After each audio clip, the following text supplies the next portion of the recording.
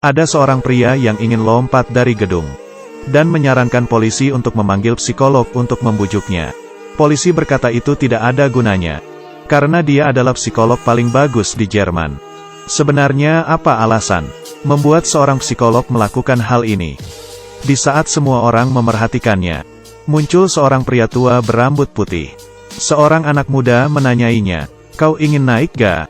Pria tua hanya melihatnya dan mengambil sosis dari tangannya. Setelah itu dia pergi, melewati orang-orang di sana dan naik elevator. Kemudian sampai di balkon. Saat itu, psikolog bersiap-siap untuk lompat.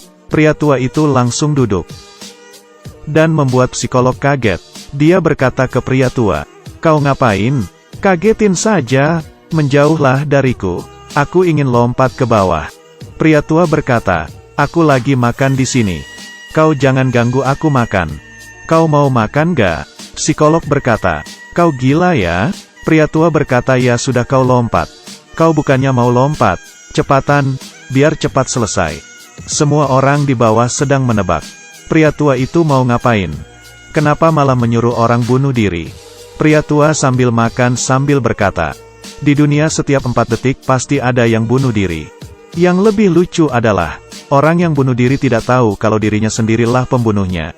Kau sudah mati, lalu keluargamu juga kau bunuh."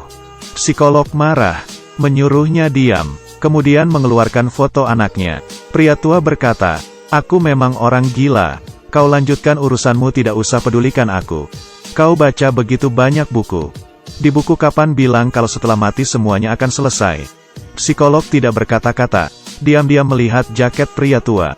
Pria tua berkata, "Bagus gak? Boleh aku pinjamkan ke kamu. Tapi kamu harus lompat ke bawah dulu. Kalau gaya gak jadi. Jangan mengotori jaketku." Psikolog hanya tertawa. Pria tua menanyainya lagi banyak pertanyaan. Dia tidak bisa menjawab. Kemudian psikolog kesal dan berteriak, "Kau tidak mengerti apa yang kurasakan." Pria tua pun bertanya lagi, "Lalu kau tahu aku mengalami hal apa? Lebih parah dari aku yang membutuhkan makan." Psikolog ingin lompat, tapi karena pertanyaan pria tua, "Apakah kau lebih parah dari aku yang membutuhkan makan?" Dia hanya terdiam, lalu menanyainya, "Kau melakukan apa?" Pria tua mengenang hal menyedihkan 5 tahun lalu. Rupanya dia adalah orang terkaya Jerman. Tiap hari sibuk karena urusan kantor. Jarang menemani keluarganya. Bahkan ulang tahun anaknya, dia tidak ingat. Suatu hari di saat pulang ke rumah, putrinya menangis dan berkata, "Kau tidak datang lagi. Hari ini ulang tahunku." Dia berkata, "Selanjutnya pasti akan hadir." Sang putri berkata, "Tiap kali selalu bilang begitu.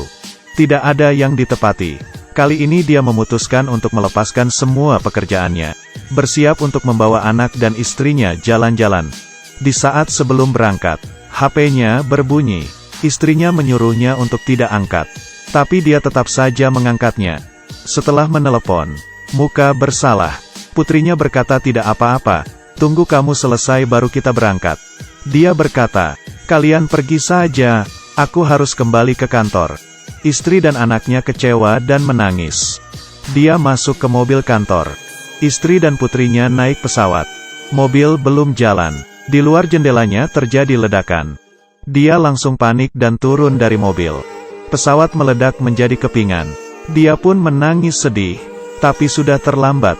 Semua ini, dia baru mengerti. Hal paling berharga di dunia adalah kehadiran keluarga. Sejak itu, dia tidak memikirkan uang lagi. Dia mendonasikan semua kekayaannya dan menghilang. Di dunia sudah berkurang 1 orang kaya dan bertambah 1 orang pengemis.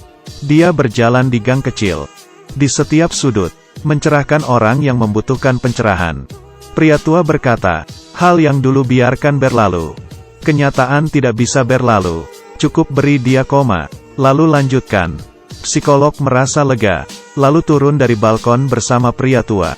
Hari ini, psikolog tiba-tiba melihat siaran berita. Melihat anaknya sendiri sedang berdiri di tempat dia sebelumnya. Dia berlari panik keluar, dan segera naik ke balkon. Dia seorang ayah yang ketat. Semua hal yang dilakukan harus sempurna. Semua hal yang dilakukan harus sesuai dengan yang dia harapkan. Sama sekali tidak pernah merasakan perasaan anaknya. Hubungan mereka semakin jauh. Terakhir sama sepertinya memilih jalan ini. Psikolog merasa menderita. Awalnya dia ditolong oleh pria tua. Sekarang berdiri di tempat yang sama untuk menolong anaknya. Menjadi seorang psikolog, menyelesaikan masalah orang banyak, tapi tidak mendidik anaknya dengan baik. Sangat menyedihkan. Nada suara anaknya semakin keras, menyuruhnya untuk pergi.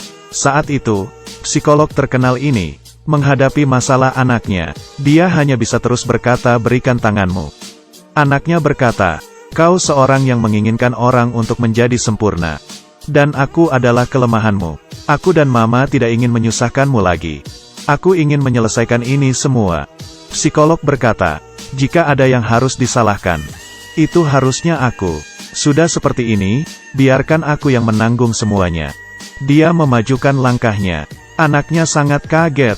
Dia tidak kepikiran, ayah yang selalu tidak puas dengannya, ternyata bisa melakukan hal seperti ini. Kali ini dia baru mengerti dirinya begitu penting untuk ayahnya. Anaknya langsung memeluk ayahnya. Keduanya berpelukan dan menangis. Hidup ini singkat, kita selalu mengejar keinginan yang terlalu banyak, dan mengabaikan keluarga. Film selesai sampai di sini.